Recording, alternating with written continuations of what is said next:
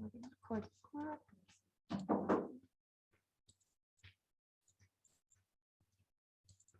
All right, so a couple of quick announcements before we begin. Just a friendly reminder, you do have a quiz that is due this afternoon at 5 o'clock in case you haven't taken it. I tried to go really easy on you and it's on chapter 8 again. And it's not from a pool, so I gave you a little bit of a break. So hopefully the questions shouldn't be too hard. They're on thinking, language, and intelligence. I did manage to write your exam on Friday. And so over the next couple of days, I will be working on the study guide. It is going to cover chapters 8, 9, and 10. And so 10 is pretty short. It's on stress and health and the factors that influence it. So I'm hopeful that we'll get through that quickly. I should have a better idea by Friday about what we're going to do with the test. But for right now, I feel like we're in really good position to have that exam on Wednesday, the 10th.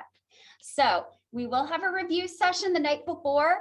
If it's okay with you, is it okay if it's over Zoom? I know that you like it over in person, but if I can record it on Zoom, I can upload it to YouTube and you can watch it over and over and over again. So if it's okay with you, I'd like to try that this time, just because I know that not everybody can make it. And sometimes you need to hear me repeat something more than once to kind of have it sink in. So you can have me on replay pretty much whenever you want. Bless you. All right. So the last time that we were here, we were starting to talk about motivation and a few different theories of motivation. So let me kind of tell you a little bit about what we're talking about today. So we're going to finish our discussion of the 3 different ways to talk about motivation. We're going to start talking about one of our most basic needs. We're going to talk about our need for food. Yay. I ate too much chocolate yesterday and now I am regretting it. But we will skip the section on your need to belong. It is still in the notes and it is in your book, so you can read more about that, but I'd prefer you to do that on your own time so that we can hopefully start talking about emotion, because that's really where the bulk of this chapter really is talking about emotions. So the last time that we were here, we were starting to talk about the 3 different perspectives that we can use to talk about motivation. So the first one that we talked about is drive reduction theory. So this is where we left off last time. So in this world, you have some pretty basic physiological needs. You have a need for food. You have a need for water. You need to have sleep at some point. And if you do not sleep at some point, oh yeah, your body's going to make you, whether you want to or not. So you have this need, and that's ultimately going to create an aroused state of tension that is basically going to motivate you to meet that need. So right now, my throat is starting to feel kind of scratchy. And so I'm going to go ahead and take a drink.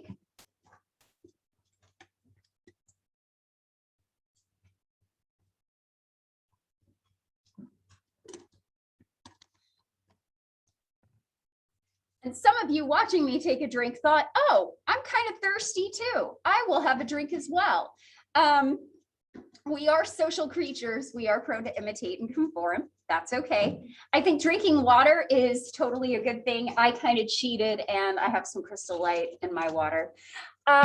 So we have these drives and we're going to basically try to reduce that arousal by basically meeting those needs. So here's what's really critical with drive reduction theory. We are always trying to reduce arousal. We are always trying to get to this sense of homeostasis. This is basically making sure that you have a balanced and constant internal state.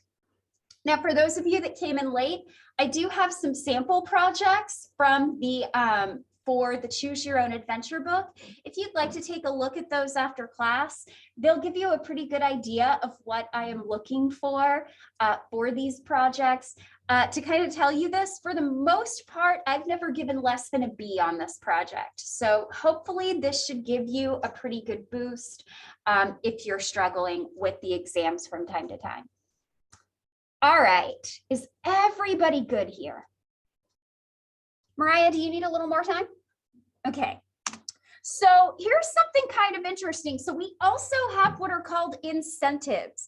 Incentives will also kind of pull us toward reducing our drives. So incentives are often going to be positive or negative stimuli that basically pull us toward reducing that drive.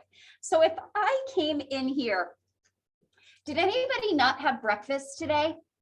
Okay, quite a few of you. There's no shame in that. Some people do not eat breakfast, but I want you to consider that I come in with a fresh plate of warm chocolate chip cookies. Now, all of a sudden, who's hungry? Probably all of you.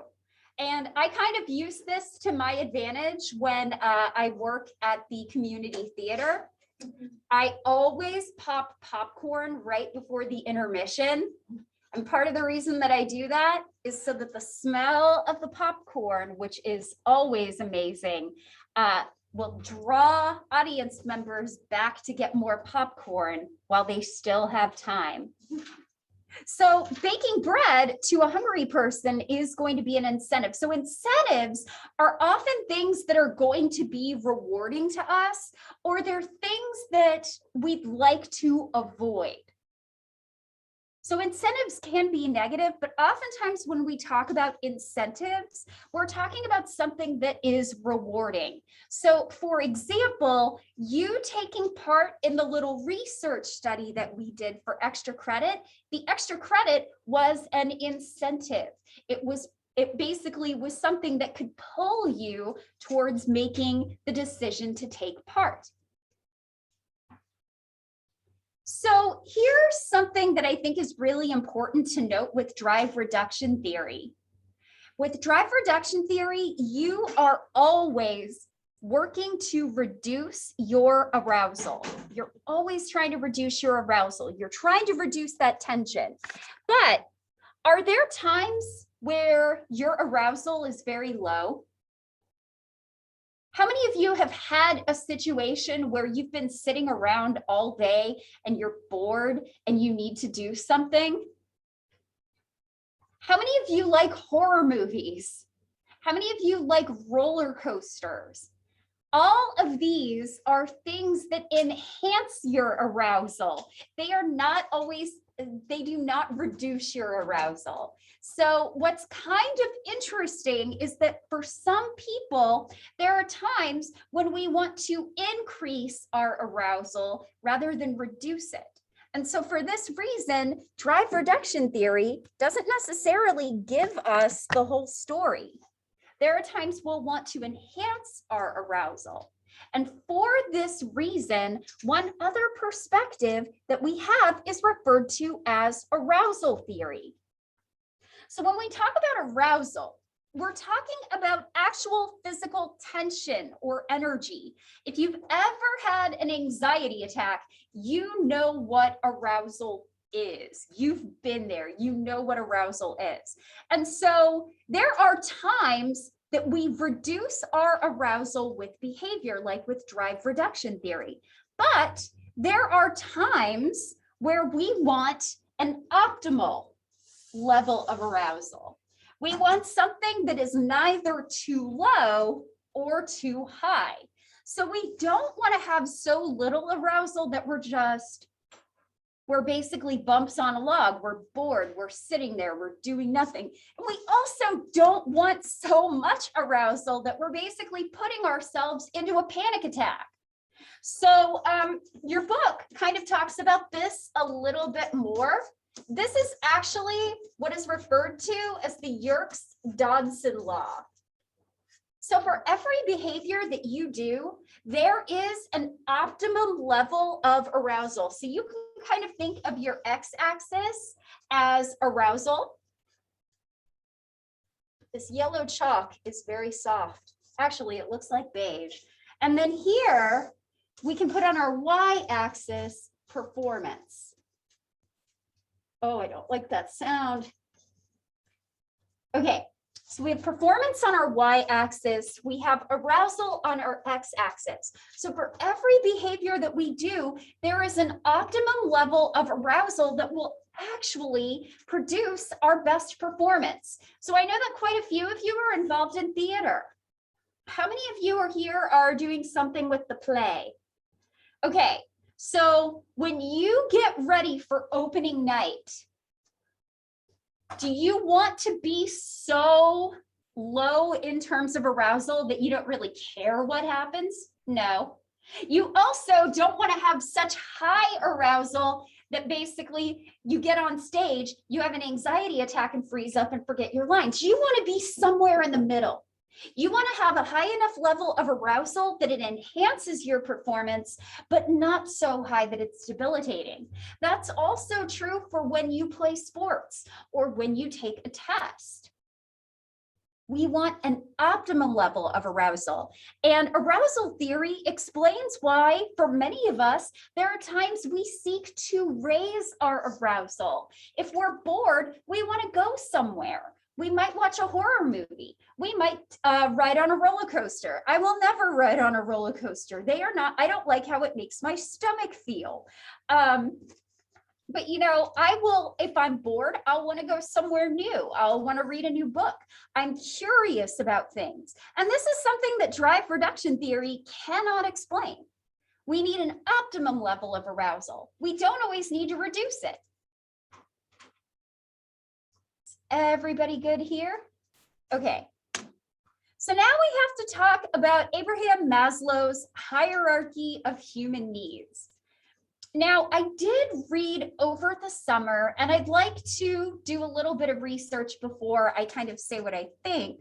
I read pretty recently that Maslow's hierarchy of human needs, he's not really the one that necessarily came up with it. There are there were people in Native American tribes, I believe, according to this thread, that were coming up with these kind of ideas that we have this hierarchy of needs. Now, what's really interesting is apparently, and again, I want to kind of fact check it. I just thought I would share in case you too would like to do some digging. Interestingly enough, the version that was originally done was more about the importance of the group, and it was less about the importance of the individual. But I think there are, like I said, I want to fact check this and learn a little bit more before I say anything definitive. But I think there is something to be said about the fact that certain needs have priority over others. So here's what's really interesting. I'm standing in front of a lot of you right now. And here's the thing, every single one of you is at a different place on the hierarchy right now. Some of you may not be able to focus on me very much because you haven't gotten your basic physiological needs met. You're tired, you're hungry, you're thirsty, you know? You didn't get enough sleep last night. Some of you are here, but you might be worried about what's going on with family or friends or yourself. Maybe you're worried that your friends may not actually be your friends. Like sometimes fights with friends happen, you know, and sometimes students will tell me about those things. And yeah, well, to be fair, when that happens, it's usually serious level stuff and they need somebody to listen to them. You know, some of you are trying to figure out what your potential is and what it means to be you. And so every single one of you right now is operating at a different level of the hierarchy. And here's what's really important. It means that there is not one magical thing that I can do that will motivate you all equally. Now, maybe candy. Everybody likes candy. But aside from that, some of you need my encouragement. Some of you might need to just go take a nap, you know? So everybody is going to be different. But here's what we know. It's really, really hard to get these higher order needs met if your basic needs are not taken care of first. So here is the hierarchy, and Yeah, I know. I'm bold. I chose not to give it's not an actual triangle. It's a weird obelisk. So the hierarchy of needs basically kind of works like this. So the idea here is that you want to get to the top of the hierarchy. The goal of every single person, according to Maslow, is self-actualization. This is meeting your unique potential. You as a person have a unique potential that is special to you, that is different from another person's potential. And the goal is to meet that point. Now, I would argue that there are probably more important things than self-actualization. I think it's important. And Maslow realized this too, and we'll kind of talk about that a little bit later when we get to the top of the hierarchy. But at the very bottom of the hierarchy are your basic physiological needs.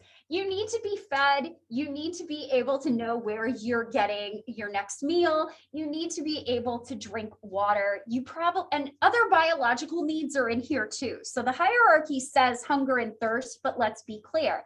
There's also a need to get enough sleep and other things. So we have these basic lower level biological needs. So how many of you have had this happen where you really need to use the bathroom and you can't use the bathroom yet? And because of that, you can't really focus on what anybody is telling you because you're just waiting for that moment to actually use the bathroom. That is all about existing at that bottom level of that hierarchy. Then above our physiological needs, we have our safety needs. We need to feel like the world is a safe and stable place. We need to feel secure. If you're struggling with precarious job situations, this is where you are having trouble getting that met. I know when I was growing up, there were some times where my safety needs were not met. The power, they would cut our electric and we would have to figure out how we were going to pay that bill, because we do also have a physiological need to be warm, but there was a lack of stability too, not knowing if every month the power was going to be cut because we couldn't pay it. My mom had lost her job, and that can be really scary. So safety needs, if you're in a country that's being torn apart by war or by famine, that is also going to be hitting at your safety needs. Above this, we have belongingness and love needs. We need to feel like we are accepted. So here's something that's really important. We all have a need to belong. But if we don't know where our next meal is coming from, or if we don't feel safe, we can't focus on this. We have to get the lower level needs met first. If you are struggling with trying to stay in your house or you're worried about becoming homeless, that is your top priority. You are not going to have time to think about whether or not you are accepted. Above our belongingness and love needs, we have our esteem needs. We have a need for self-esteem. We need to get recognition and respect from other people. We need to feel like we're competent, that we're capable. And then above that, if you can get all of these lower level needs met, at that point, you can reach that self-actualization.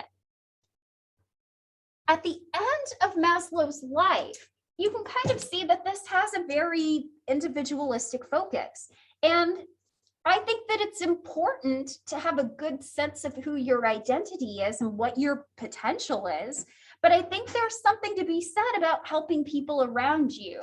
And so later on in Maslow's life, he actually added one above the hierarchy, which is self-transcendence. This is all about finding meaning in life and identity beyond the sense of self.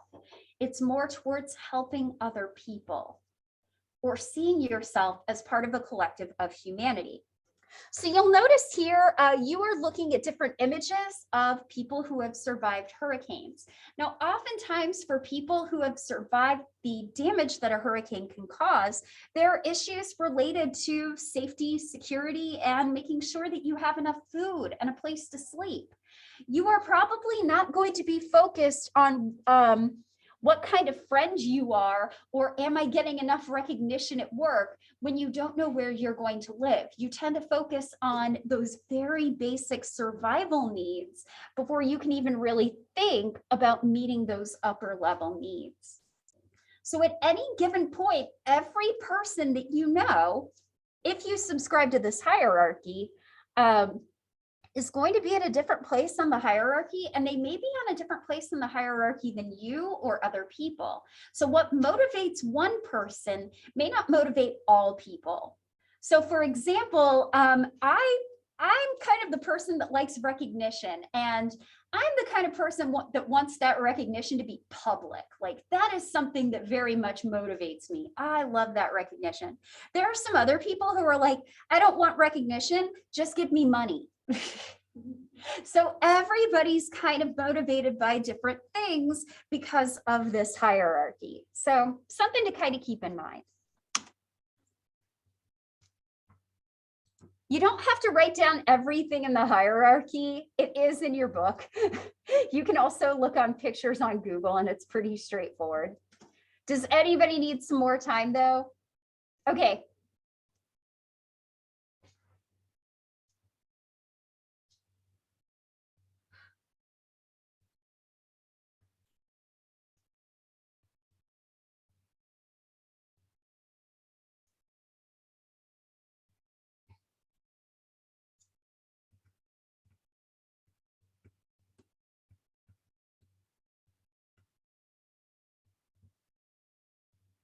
Okay, you good? All right. So now we're going to talk about one of our basic lower level needs. We're going to talk about hunger and eating behavior.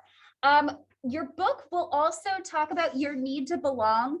Again, I'm not really going to cover it here, but make sure that you read it, and you can follow along with the notes that I have here. Yeah, sorry. I was like, I like how this looks. This used to be like my favorite set of slides, that like slide designs. I use different ones now, but I do apologize for the diagonal writing. So how many of you have had this happen?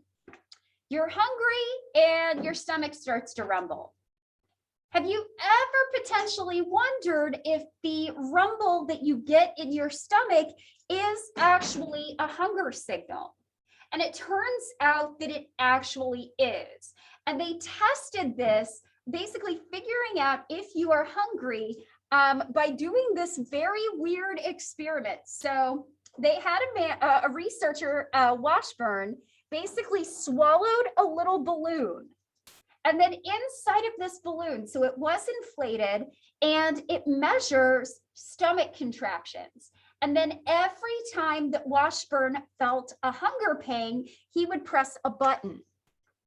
And so they're trying to see if the stomach contractions, those rumbles that your stomach gets, if they are related to the hunger pangs. And as you can actually see here, they're actually pretty strongly connected. You can see that every time that your stomach contracts like this, Washburn reported a hunger pang. So you can actually feel pretty confident that when your stomach rumbles, it is because you are actually hungry.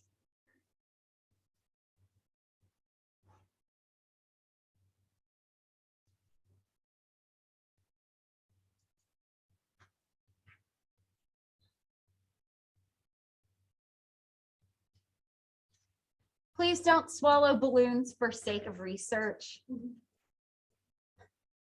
I think I wouldn't need to say it. Please don't try this at home. This is probably something that I would have heard about at 4 years old and probably tried to do it myself in the name of science. And yeah, that's just not a good idea.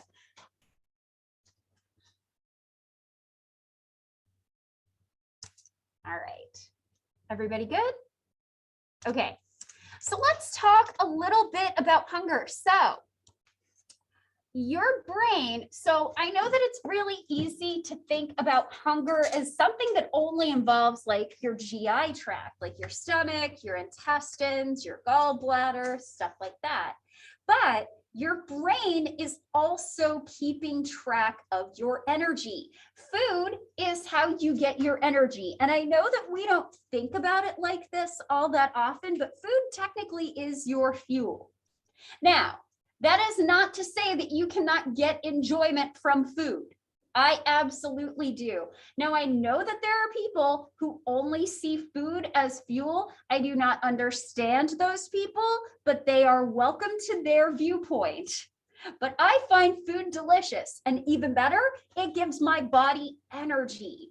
And so your body is constantly keeping track of that energy. Your glucose, also known as your blood sugar, is a major source of your energy. And your brain is a pretty big glucose user.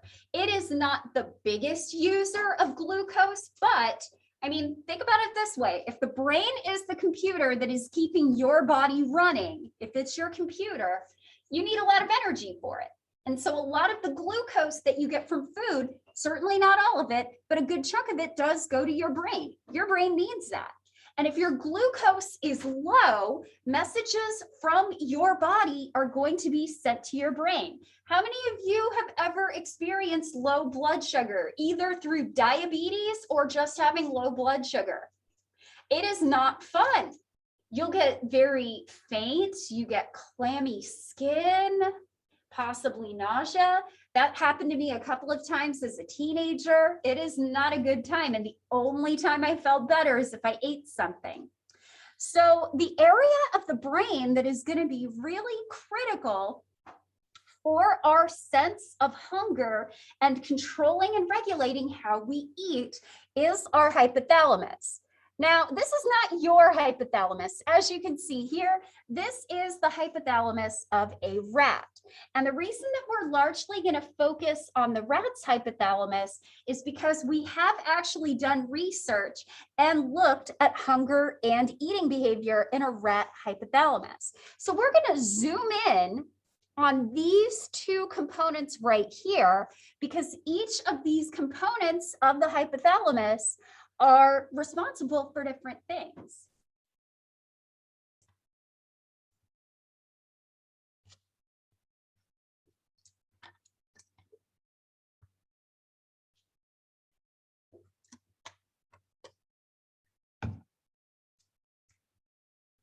Okay, everybody good? All right. So we're first going to focus on this one right here that's colored in blue. Folks, just as a heads up, I am not going to ask you to draw pictures of the hypothalamus. I believe in our test, I say that the hypothalamus is important for hunger, but I'm not specifically saying, is it lateral? Is it ventromedial? But here, this one right here that's shaded in blue is what we call the lateral hypothalamus. So lateral is an anatomical direction that means on the outside. So this part of the hypothalamus is on the outside. So the lateral hypothalamus is important for stimulating our sense of hunger. So researchers have actually gone into a rat's brain and have destroyed the lateral hypothalamus. And what they find is that the rat becomes anorexic. Now, I am not talking about anorexic in the anorexia nervosa sense. We are talking about literally having no appetite. The animal has no interest in eating and will basically begin to starve itself if you damage this part of the brain. So it's kind of clear that the lateral hypothalamus is important for us saying, hey, I'm hungry, I need to go eat something. If it's not present, you're not going to get that hunger sense.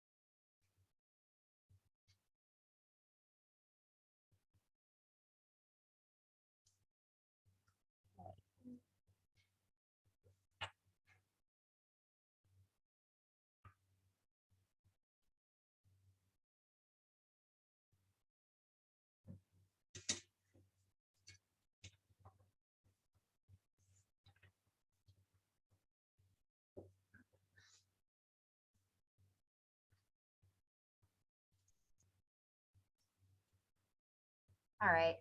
Anybody need some more time? Okay. Now, okay, really quick. That is a really cute rat, right? Super cute. It's a big puffball. So here's the thing though. While very, very cute, this rat is too fat to walk.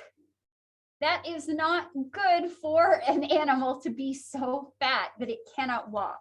So what has happened to this rat is that it has had its ventromedial hypothalamus destroyed. So here's our lateral. Ventromedial means that it's lower and it's toward the inside. So again, there are those anatomical directions. So if we destroy the ventromedial hypothalamus, this animal will eat itself to the point where it is so fat that it cannot walk.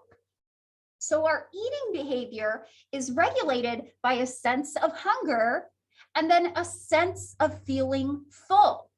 This is also referred to as satiety, feeling full, feeling satiated, feeling like you've had enough to eat. And so the ventromedial hypothalamus is really critical for that sense of fullness. If you destroy it, you never feel full and you're just going to keep eating.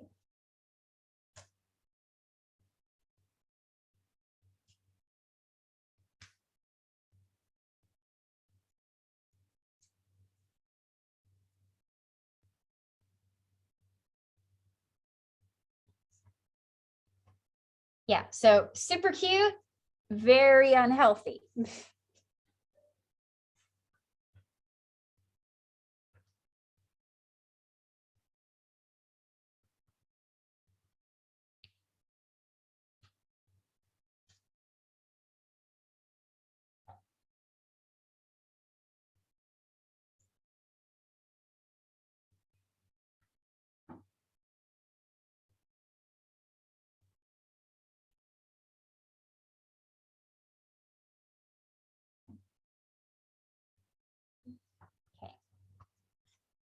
So here's the thing, and here's where I want to preface, because we are going to start talking about weight.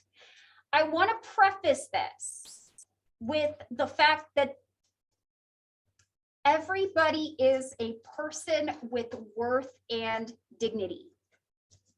There is a difference between your worth and health. So I'm going to try as much as possible not to be derogatory towards people that might be carrying some extra weight, because I've been there. I know it was not fun for me. So I'm going to try to be very careful in how I talk today. So one of the things that we know is that your weight kind of has a little bit of a set point. Now, this set point can change over time, but your body generally has a weight that it wants to settle at. So we know a couple of things. Heredity influences this set point, and it also influences your body type. So for example, in terms of my body type, I tend to store most of my weight in my lower half. And folks, that's not going to change. If I gained weight, I would still tend to put most of my weight there. If I lost weight, I would still have that same body type. And that was a body type that was basically given to me by my dad's side of the family. You may store weight in different places, but your body type doesn't really change with weight, and it's largely determined by genetics. This set point is similar. You may find that a lot of people in families have pretty similar weights. But here's what's interesting about how the hypothalamus works to regulate your weight. If you lose weight, your body is basically going to work to help you increase food intake and decrease your energy output. So here's what's really interesting. When you lose weight, it actually takes less energy to move your body around. So there's a term, you don't need to write this down, I'm just sharing it with you. So there's actually, oh gosh, that green does not show up. Oh my goodness, color chalk. Okay, So there's a term called NEAT. And so NEAT, at least in terms of weight research, is what is referred to as non-exercise energy thermogenesis. So what this basically means is that in addition to getting exercise, which helps burn energy, there are a lot of different things that you do every day that help burn some of that energy as well. If you like to fidget or walking to your car, things that you would not consider exercise, but they're still part of that energy burn. The less weight you have, the less energy it burns. There's less weight that you have to carry, so there's less energy expenditure. So one of the things that we actually find for a lot of people that lose weight, a lot of people can't keep it off over the long term. And part of the reason for that is because you are reducing your NEAT. You're not burning as much energy because you weigh less, and that means you're going to, in general, burn less energy. And so if you are interested in losing weight, and certainly you don't have to, it is your prerogative, but if you lose weight, you have to be prepared for the fact you're going to burn less energy, and it might mean eating a little less, not too little. Really, the change is maybe only about maybe 10 to 20 calories difference. That's about it. But what we find is that when we gain weight, the opposite happens. So one of the things I find, for example, after a big meal, I don't want to eat. Like, I ate ridiculously over Halloween, and I'm like, yeah, I don't think I like that. I'm not really super hungry right now. And my energy output will begin to increase to try to get me back to that point. Now, your set point can change over time. Folks, I don't know if you know this. When I graduated high school, I'm going to mention a weight. I was over 200 pounds, actually probably closer to 250. And for a while, that's where my set point was. But research has actually shown your set point can change. Right now, the weight I am is where my body generally wants to settle. If I want to be less than this, I have to start logging my food. But a set point is basically where your weight wants to settle without you having to do a lot of work thinking about it. So here's the thing. So fat is an ideal form of stored energy, especially during times of famine. It is energy rich. So I believe that there are 9 calories or kilocalories in fat compared to 4 kilocalories in protein and carbohydrates. It is a good form of energy, and it's why everybody tells you to do keto. I personally am not into keto. It may work for some people, but everybody is different. But here's the thing. So previously, food was a lot harder to find because in the past, when we had food, we actually had to do things to it. So we would thresh our wheat, we would get flour, and we'd bake our own bread. Life is easier now, isn't it? If I want bread, I just go to the grocery store and I don't even have to do anything. It's wonderful. Food is plentiful. That creates a problem for a lot of people because food is plentiful. We don't expend as much energy. And a lot of our cities are car intensive and are designed for cars and not for people to walk. So now, whereas before people who were overweight or obese often tended to be wealthy, they could afford it. Like everybody talks about King Henry VIII. But now we have a problem where we have too much food. We don't have enough ways to really burn off that energy, and it's not encouraged. As a result, we have a lot of people who struggle with their weight.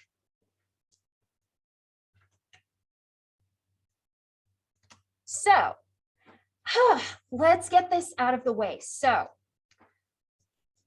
data is all over the place. Data is all over the place. And one thing that, again, I will mention, this is not about anybody's worth as a person. But there is data that shows that in certain cases, heavier weight may be less beneficial for us. And so we do find that there are some increased risks with an increased weight. So we do find that there are some increased health risks, such as blood pressure. Now, not always. Sometimes blood pressure is very much genetic. We know that diabetes, heart disease, and even possibly Alzheimer's disease, being obese is a risk. It is one risk factor. Now, is that the only risk factor? No. But I would mention this graph makes me kind of iffy, and I'll kind of tell you why. First of all, BMI is a good, quick, and dirty measure, but really, if you want a better metric of your health, in addition to BMI, get your blood work done. That's going to be a really, really critical thing. Like, BMI is kind of all over the place, and it's just a quick and dirty metric. It's not a perfect measure, and I'd be the first to tell you that. But what I find kind of interesting here, so notice that there is, first of all, relative risk of death. Notice that that is also true for people who are underweight, but it's especially true for men. But what's kind of boggling my mind is that it ends at 40. I don't know what to make of that. What about people who are above 40? And it's kind of clear that this was kind of the maximum part of the scale. So this is really not my favorite scale. And really, look at how small these ranges are. And then all of a sudden we're jumping like 4%, like 4 BMI points, 2 BMI points, when here we have like maybe 1. It's a really iffy graph. It is not my favorite, but it does occasionally show up in the book. But I'm somebody who has Alzheimer's in my family, and that is something that I would not want to happen to me. I have cancer in my family. I have high blood pressure in my family. This is just my own personal perspective. This is just my opinion. You do not have to agree with it. I can't do anything about my genetics, but what I can do is make sure that I'm as healthy as I possibly can be. And I'm not saying I always get it right. I ate a bunch of chocolate yesterday and I regret it. Not because of the chocolate, but because the way my stomach feels today. My stomach doesn't like it when I eat too much chocolate, but I wanted to make sure that I was in a good enough position that if these things happened, that they would be less likely. But here's the thing. I want to talk about the bigger issue with obesity and being overweight, and that's that people treat you like garbage. It is not right. There is very much weight privilege in our society, and we need as much as possible to decouple the health aspects from the social aspects. And I wish we could very much get rid of the social aspects. There are severe social penalties if you are overweight or obese, and that is especially true if you're female. Oftentimes, women are held to a more rigid beauty standard. Now, to put this into perspective, when I was at my heaviest, like we didn't have, and I would say that the right now, the body image for women is still pretty hard to achieve. Isn't it like athletic, but with a big butt or something like that? Well, when I was growing up, it was very thin with no muscle definition. And folks, there was no way I was going to get there. And additionally, what made it even harder was that when you were that heavy in the 90s, there weren't places like Torrid. There weren't extended clothing sizes. I had Lane Bryant, and this was back when Lane Bryant was not cool. Like, I dressed like my mom because those were the only clothes that fit, you know? And it's hard. It's really hard. And we can't neglect the fact that those social penalties can have an impact on your health. People who are overweight or obese are less likely to seek health care because they are afraid if they go in for a physical ailment that their doctor is going to say, lose weight, as if that's the only thing. Now, I know that there are people who get nervous about being weighed, but that's important. They need to figure out if you're being prescribed medication, what dose they need to give you, and that is contingent upon your weight. Sometimes health conditions can be noticed, like congestive heart failure, with a change in weight. But here's the thing, they don't have to tell you and you don't have to look. But you know, I can absolutely see people being frustrated when they go in for health issues that they are legitimately having and they're told, lose weight and it'll solve all your problems. It doesn't always. It doesn't always. And so they're less likely to seek health care, which might explain the increased mortality. It might. If you don't go to the doctor, you don't know what sorts of things are going on with you and what you might need to learn how to manage until it's too late. Okay, now I am going to show this and it really ticks me off, but yeah, these are things that came, oh, yeah, Genevieve. I was just going to share as part of that. So I have a condition called endometriosis. It's a super rare condition, and a lot of us in that community have to deal with that. Even me, when I started my diagnosis stuff, I was not as heavy as I am now. And I went and I was still told, like, lose weight and your pain will go away. And I didn't go to the doctor for a whole year after that. And that's like normal with my condition. Yeah, and there are even some people, like it's taken forever for something like endometriosis and fibroids to actually be taken seriously, for sure. So I'm going to show you a couple of things, and I do apologize, and I am going to give you a heads up. They are fat shamey, and I don't like them. But this kind of caused a stir when I was in graduate school. Dear obese PhD applicants, if you didn't have the willpower to stop eating carbs, you won't have the willpower to do a dissertation. I know plenty of fat people who get dissertations. Also, carbs don't make you fat. Like, I wish we could get rid of that. You can have bread, it's fine. Like, fruit are carbs. Then, like, men's rights activists also really like to fat shame. And so a couple of years ago, they tried to do something called Fat Shaming Week. It didn't really work out very well, but these social penalties create some of the problems that we have. Now, I would say, I think it's important to get to a healthy weight, but there is more to health than what you look like.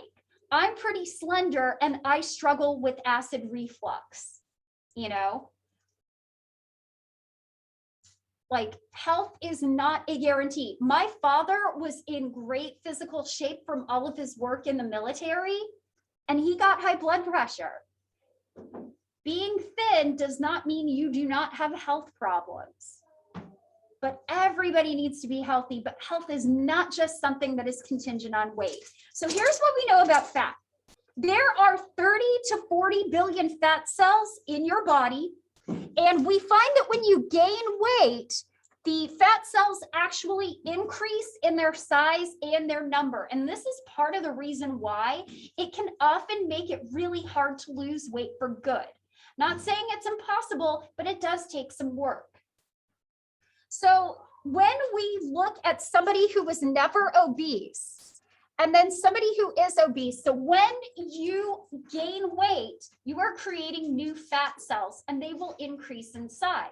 If you lose that weight, what we will find is that you can't destroy what has been created. So if we look at somebody who was never obese compared to somebody like me who's a normal weight and has lost that weight, I have more fat cells because once they are created, you cannot destroy them. With losing weight, you just shrink the size of the fat cells. And that's sometimes why you get extra skin. So I actually have a little extra skin right here from when I was heavier. And folks, that ain't going anywhere. It can't. Not unless I cut it off, and I don't have that kind of money and I don't want to. All right, everybody have a good day. We'll finish this up.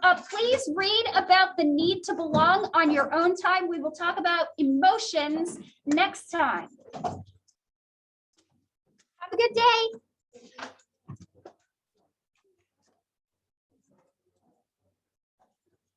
I can't believe it's November.